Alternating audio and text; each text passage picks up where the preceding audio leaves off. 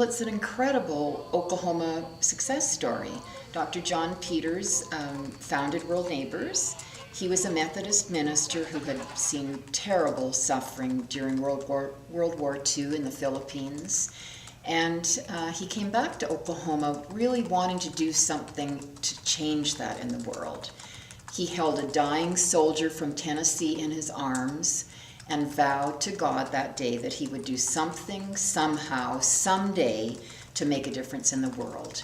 And so a number of years later, he was preaching at St. Luke's Methodist Church here in Oklahoma City, and he talked about what he had seen. And people rushed up to him afterwards and said, "What can we do to help? We want to be part of this."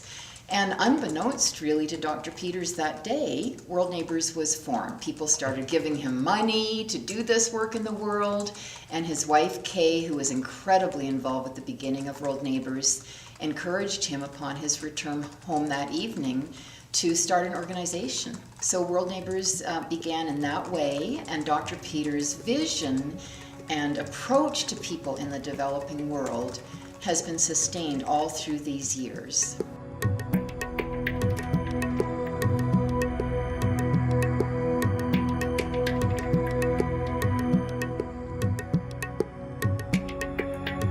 It's a very different methodology and almost unique in our experience in the world of international development.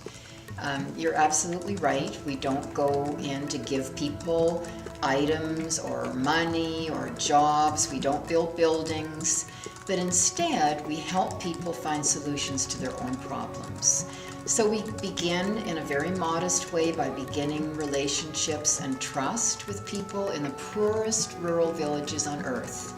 And through that process of conversation and trust building, they decide what things they want to work on in their community, because of course life in communities is very complex. We know that. You can't just solve one thing and have the community be healthier. So over a 5 to 10-year relationship with the people, they move from one aspect of community life to another, and through that process, they build their own self-confidence and their own sense of themselves as leaders. And that's really what the outcomes are of World Neighbors work, is really to help communities be stronger and to develop leaders who are able to lead, especially women who can lead on into the future. At present, we're in 11 countries in Africa, Asia, Latin America, and Haiti. Over our history, we've worked in 45 countries with 26 million people. So it's really quite a remarkable constituency. And many of those organizations we've worked with over time, we still have relationships with. And some of those little community-based organizations have gone on to be even bigger than World Neighbors now.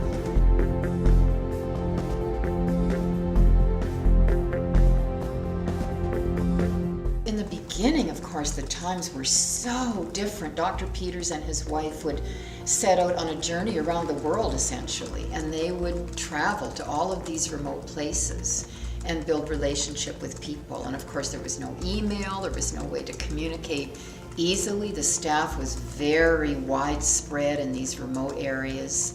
So we've come miles and miles and miles, of course, in that way, in terms of communication and our ability to have a global staff team that really feels like a team.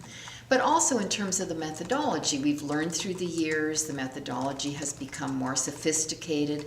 We take the world in World Neighbors very seriously so that we're able to work with a village in Kenya. We learn from that experience. We're able to share that learning in other parts of the world. But certainly the problems in the villages, I don't think have changed very much at all in 61 years. People in these places are still hungry when we start to work with them. They still have inadequate health care. Many of the children don't go to school. Literacy rates are very, very poor.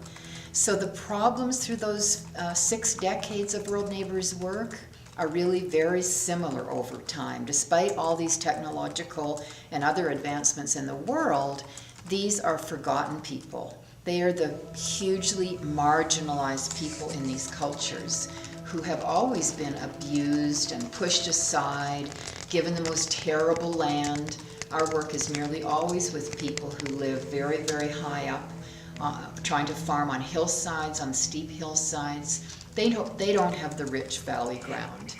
And I think this has been a constant from the beginning. We continue to build our program, so as we look to the future, we're always seeking to help people understand the work that we do and to find empathy for what we do.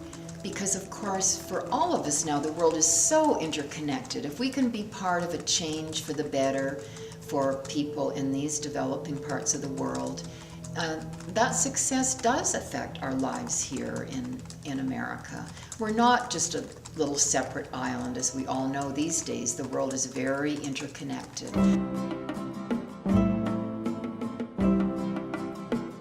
Goals for the future are, of course, for many, many more people in the world to benefit from this amazing, stunningly successful approach. I mean, that's the dream that we all hold for World Neighbors. And to allow that to happen for many, many more people across America and beyond to know of World Neighbors. We often feel like we're this little secret kept in Oklahoma. And it's true that Oklahoma City is not the usual place for international development organizations, but our work goes far beyond this state and links Oklahomans to the world. And we hope so much that many more people can know of this work, can become engaged in this work, and can help us with their talents and their treasure and their time to expand this work far beyond what we're able to do at present. So, ever growing, always strong, those are our dreams.